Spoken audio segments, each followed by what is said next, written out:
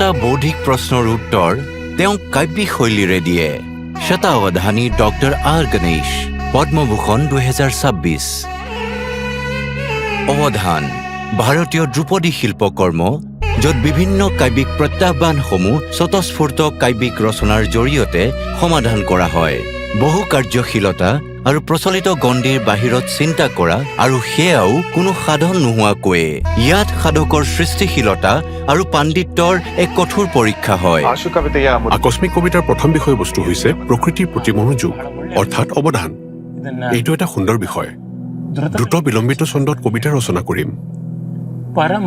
যেতিয়া ভগৱান বিষ্ণু মনোযোগী হয় আৰু তেওঁৰ পত্নী সুন্দৰী আৰু গুণী লক্ষ্মী দেৱীয়ে প্ৰশ্ন কৰে 8 ধৰণে, কবিতাই এক অনন্য কলাৰ মাধ্যমেৰে গঢ় লৈ উঠে।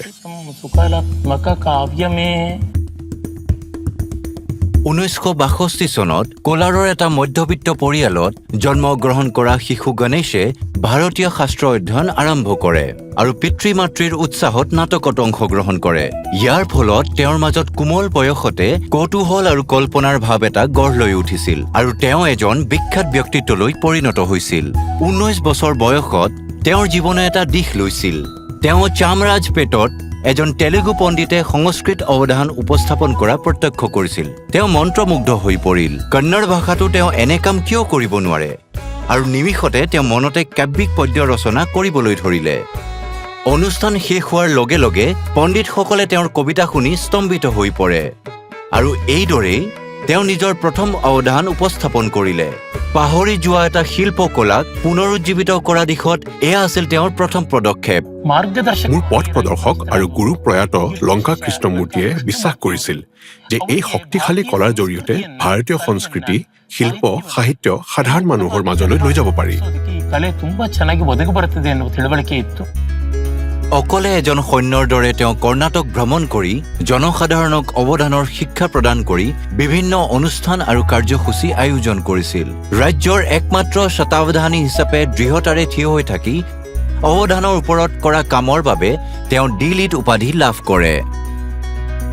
ডক্টৰ আৰ গণেশে কলা পৰিৱেশনৰ ক্ষেত্ৰতো উল্লেখযোগ্য অৱদান আগবঢ়াইছে।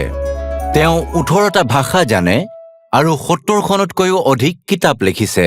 ডক্টৰ আৰ গণেশ চিৰদিনৰ বাবে চিৰস্থায়ী সৃষ্টিকৰ্তা হিচাপে পৰিচিত হ'ব। ভাৰতীয় সংস্কৃতি আৰু ঐতিহ্যলৈ তেওঁৰ অৱদান আগন্তুক প্ৰজন্মৰ বাবে খোদিত হৈ থাকিব।